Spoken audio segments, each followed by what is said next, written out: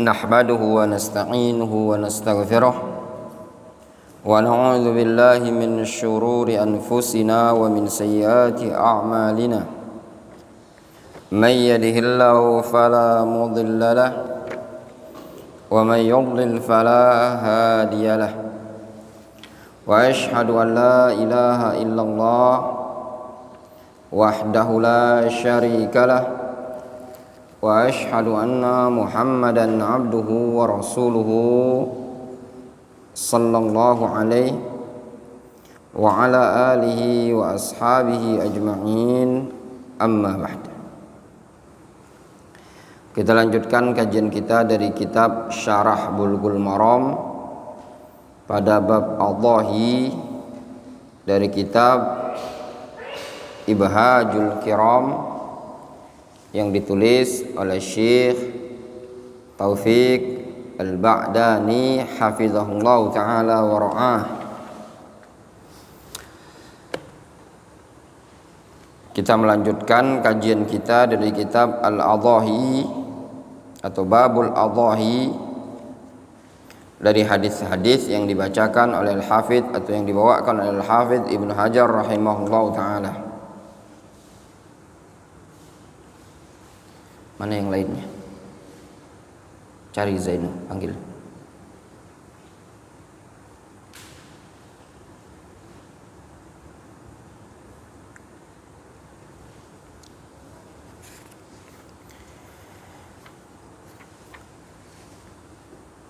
Walahu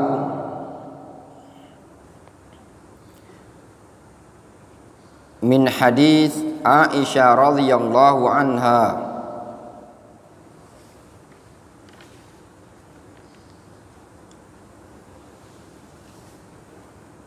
dan juga pada riwayat Muslim dari hadis Aisyah radhiyallahu anha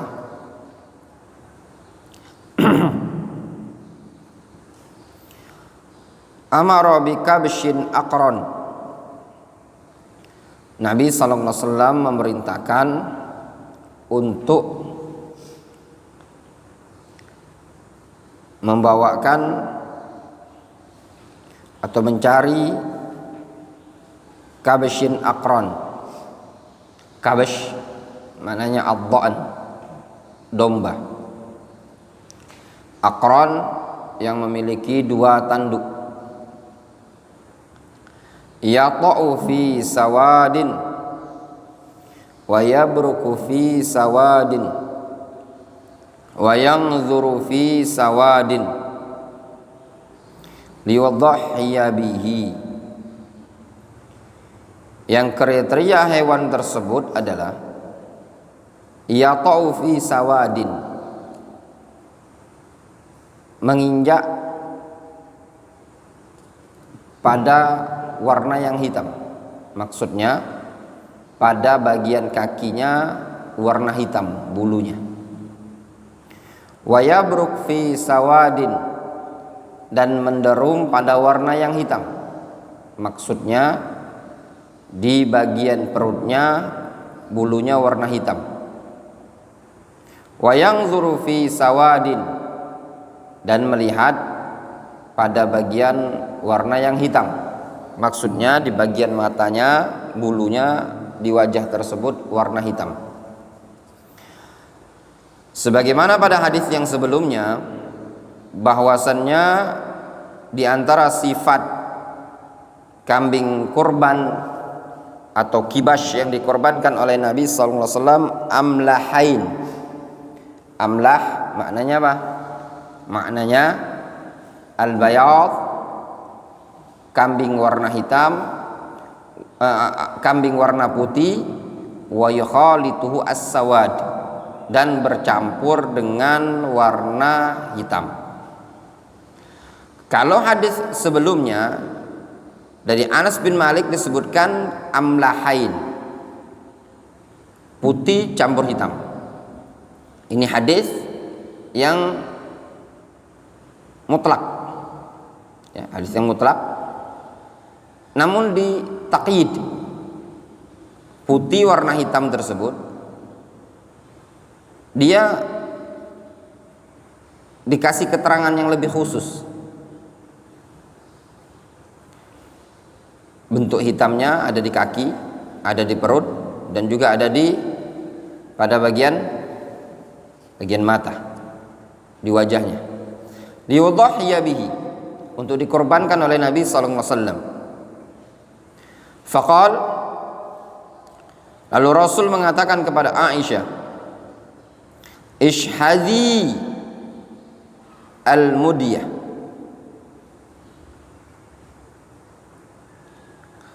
tajamkan golok tersebut, ya. Tajamkan golok tersebut, ya.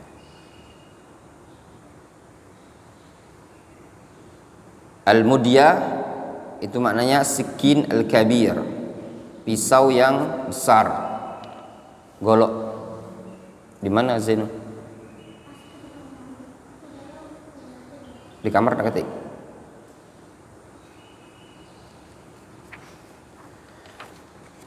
Summa akhadhaha, kemudian Rasul mengambil pisau tersebut atau mengambil kambing tersebut yang sudah disiapkan oleh Aisyah, fa'adja'ahu,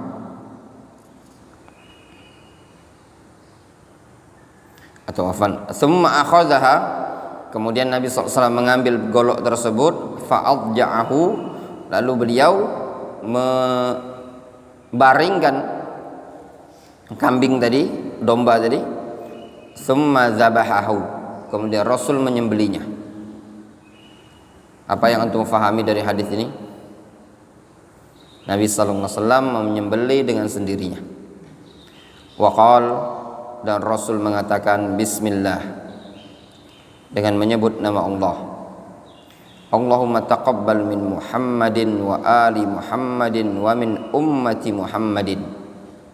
Ya Allah, terimalah kurban ini dari Muhammad, dari keluarga Muhammad, dan dari umat Muhammad. Takhrijul hadis, hadis Aisyah radhiyallahu anha, rawahu Muslimun. Hadis Aisyah ini diriwayatkan oleh Imam Muslim.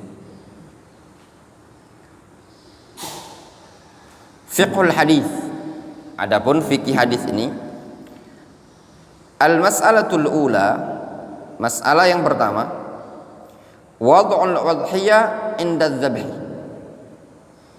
meletakkan hewan kurban ketika hendak disembelih. Yustahabbu inda dzabhil udhiyah an tudja'a 'alal ardi bi ijma'il ulama. Disepakati oleh para ulama bahwasannya disunnahkan ketika menyembelih hewan kurban agar hewan tersebut dibaringkan di tanah, di lantai. Ini perkara yang disepakati oleh para ulama. Namun ya ikhwan, perkara yang disepakati oleh para ulama ini berkaitan dengan sapi atau kambing. Adapun berkaitan dengan onta, maka mereka para ulama menyebutkan untuk onta tidak disembeli dengan mudja'atan, tidak disembeli dalam keadaan terbaring, tetapi disembeli dalam keadaan tegak. Fatudha ala janbiha wa yad'u adh-dhabihu rijlahu ala safhati unuqiha. Hewan kurban tadi, udhiyah tadi, diletakkan pada bagian sisi badannya, dan orang yang menyembelih tadi meletakkan kakinya pada bagian sisi tengkuk atau leher hewan tadi. Itu yang disunnahkan. Para ulama ahli fikih mereka menyebutkan yang afdol dia dibaringkan pada sisi sebelah kiri, ala janbiha al-aisar. Hewan korban tersebut dibaringkan pada sisi sebelah kiri. Itu yang afdol.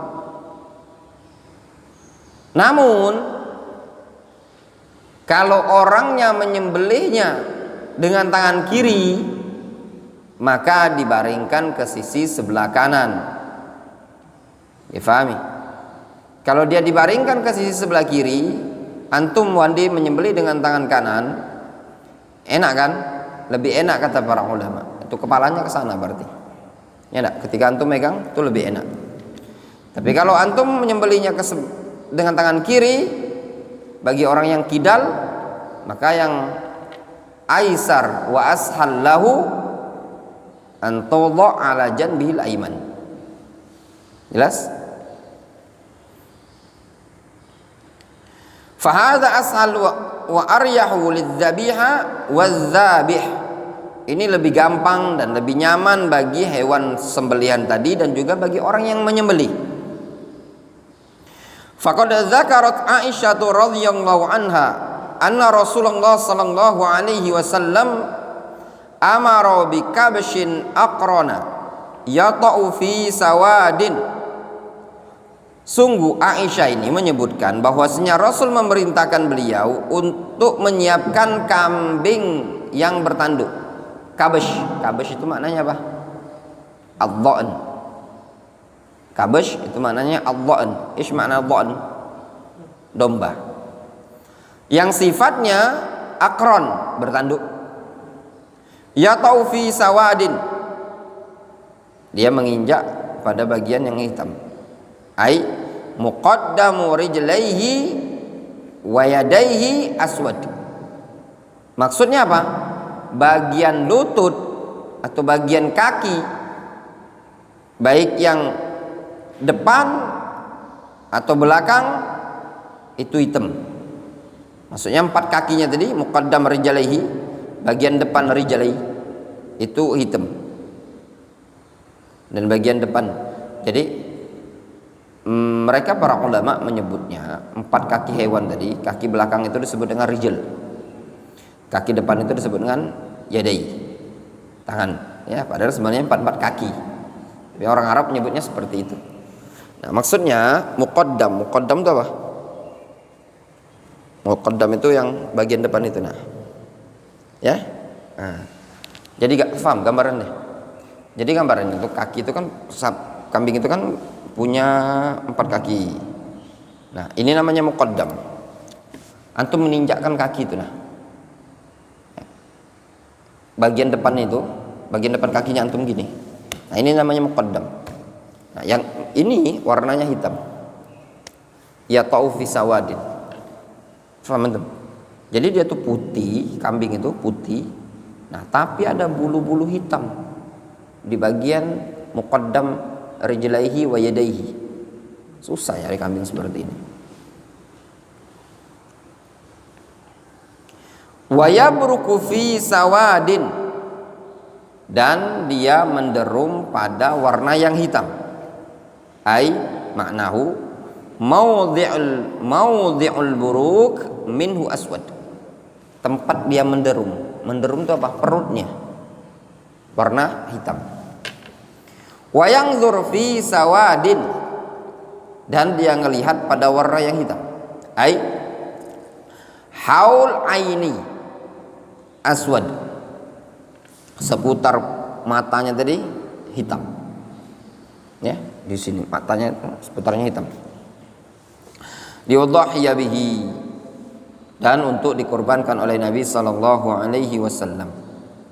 Faqal, kata Rasul, ishhadi al-mudiyah, ay ahdidi as-sikin. Jadi makna ishhadi ay ahdidi as-sikin. Ishhadi, tajamkan. Al-mudiyah maknanya ahdidi as-sikin, tajamkan pisaunya. Summa akhazaha, kemudian setelah ditajamkan oleh Aisyah, diambil sama Rasul pisau tadi. Ini juga terdapat faedah apa? Wanita zaman dulu. Lihat wanita zaman dulu, istrinya Nabi sallallahu alaihi wasallam, Aisyah radhiyallahu anha, ummul mukminin, ngasah golok pun bisa. Wanita zaman sekarang, jangankan wanita zaman sekarang, rojul zaman sekarang, laki-laki zaman sekarang, ya, motong kambing pun banyak yang tidak bisa. Ya enggak? Saya kan nggak mau motong-motong kambing Ustadz. Saya tuh nanti kerjaannya mau pegang pena depan laptop. Orang kalau mau bilang hidup ini siapa mau susah sih? Ya enggak? Ya enggak deh? Enak. Cuma pegang nota, anak buah, store duit, semua orang mau gitu. Tapi kita ini nggak tahu dengan nasib. Minimal antum sudah persiapan ilmu, sudah tahan banting dulu, ya enggak? Sudah ada kerja dulu. Ini generasi milenial zaman sekarang ini generasi pemalas. Kenapa generasi pemalas? Karena yang digambarkan itu, saya kalau tamat sekolah, saya kalau besar, saya nggak akan ngerjakan yang kayak gini. Ya benar? Ya enggak? Saya nggak akan ngerjakan kayak gini. Saya sarjana, saya S2, saya S3, nggak akan mau kerja seperti ini. Nah, itu generasi zaman sekarang. Kalau Indonesia, ya, Indonesia ini baik-baik saja untuk cari pekerjaan untuk adik-adik mahasiswa yang baru lulus, tidak akan ada orang merantau ke negara-negara lain. Ya enggak? Nah, antum lihat Saudi Arabia. Itu kan yang sarjana ada berapa di sana? Orang yang lulus kuliah di Jamiah Islamiyah saja di Madinah banyak yang nggak pulang. Ya, yang lulusan di Mesir banyak yang nggak pulang. Kenapa?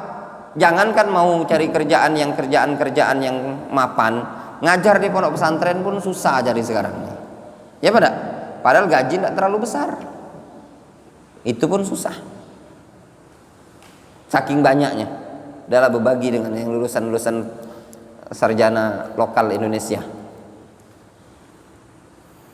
Jadi seorang santri apalagi, semuanya harus bisa. Jadi nggak ada jadi istilah ustadz. Saya tuh kalau jadi ustadz tuh tugasnya cuman dilayani oleh ikhwan.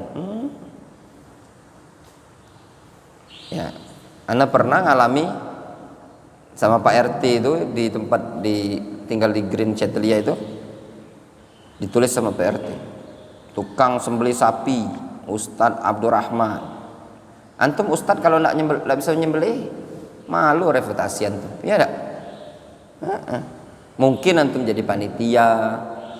Sekarang sebagian orang itu tidak mau dia menyembelih sampai nunggu ustadznya yang nyembelih.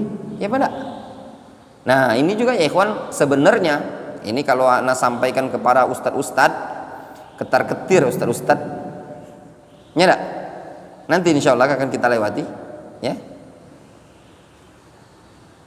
Kalau tahu ini di ustadz-ustadz, itu ustadz-ustadz ketar-ketir, keringat dingin, ya. Nanti akan kita lewati. Ada pembahasan di kalangan para ulama, imam, ada pembahasan nanti di sini di syarah ini, hukum menyembelih sebelum imam menyembelih.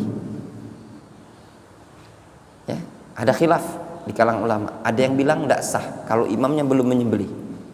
Faham? Antum imam sholat deh, bukan sudah sholat id, terima amplop pulang, ya toh? Nah, gimana kalau kata mereka, ikhwan-ikhwan ingin mempraktekkan sunnah ini tadi, Ustadz Wandi, supaya keluar dari khilafnya ulama, kami minta antum yang nyembelih duluan. Sapi pula disodorkan, berat sapi 250 kilo, ya enggak? Keringat dingin antum, ya toh? Waduh, ini amplop 2 juta khutbah sama ana plus nyembelih.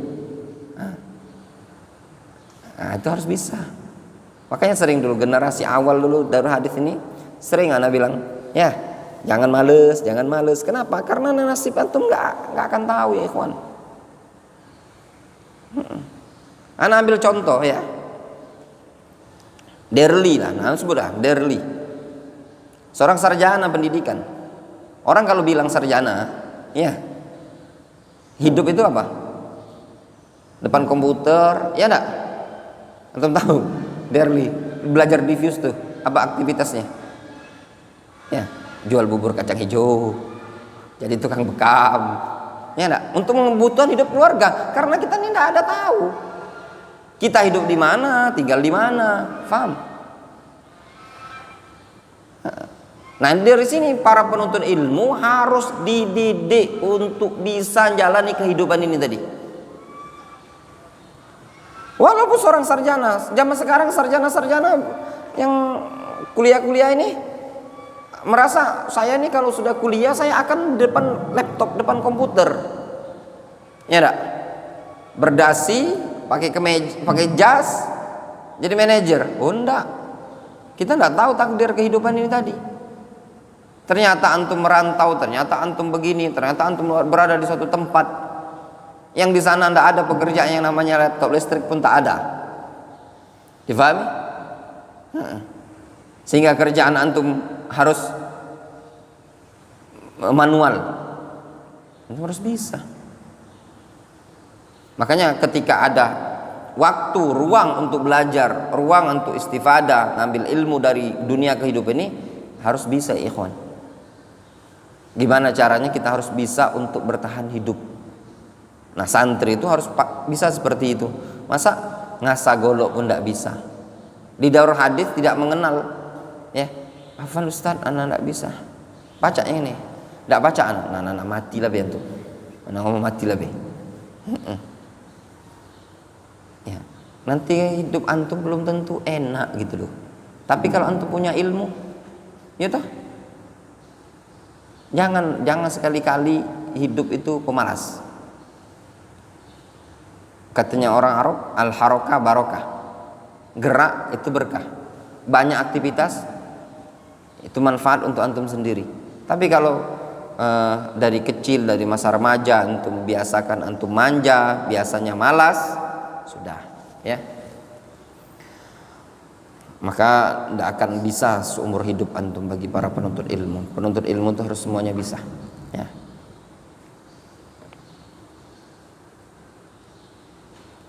Serius, anak bilang apa yang anak bilang ini sama seperti itu. Bukan anak merendahkan orang-orang teman-teman yang kuliah, yang sekolah sarjana segala macam. Enggak semuanya. Antum khalifah, antum punya teman. Berapa banyak yang kerja? Seangkatan antum? 10. Berapa banyak yang pengangguran? Berapa banyak yang pindah profesi? Banyak. Orang tamat kuliah ada berapa? Ribuan. Ya toh? Lapangan pekerjaan kita di Indonesia ada berapa? Ya enggak? Bentuk dirinya antum, tidak pemalas. Bentuk dirinya antum. Jangan ada, sudahlah aku tidak terlalu begini. Bukan orang yang bukan kerjaan aku, bukan ini, aku tidak kayak gini nanti ke depannya. Saya itu kalau ke depannya kalau jadi ustadz akan banyak ikhwan-ikhwan yang rumah udah dibuatin sama ikhwan, nanti udah dikasih mobil Ferrari, nanti dikasih motor, ya enggak, atau sport, ya enggak, mau jalan-jalan kemana nanti dibelikan tiket. Nah, itu hayalan, ya, cuma sekedar hayalan di alam mimpi. Untuk bertahan hidup di zaman sekarang, ikhwan harus multi talenta. Faham? Bisa pasang keramik, bisa, ya enggak? Bisa nyembelih kambing, bisa nyuci baju, bisa. Itu Wandi, ya enggak? Nah, kayak Wandi ini lah multi talenta. Antum bisa laundry, nanti buka usaha laundry, ternyata punya RPH Wandinya, rumah pemotongan hewan. Ternyata punya apa lagi nih? CP, borongan bangunan, ya enggak? Banyak anak buahnya. Ternyata hasilnya apa? Dari pondok pesantren. Beliau dakwah juga. Nah, enggak ada takdir, orang enggak ada tahu takdir ke depan.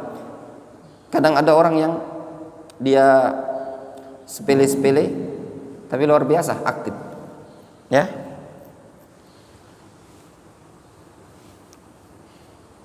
Intinya jangan malas, itu saja kuncinya. Kalau malas, dah.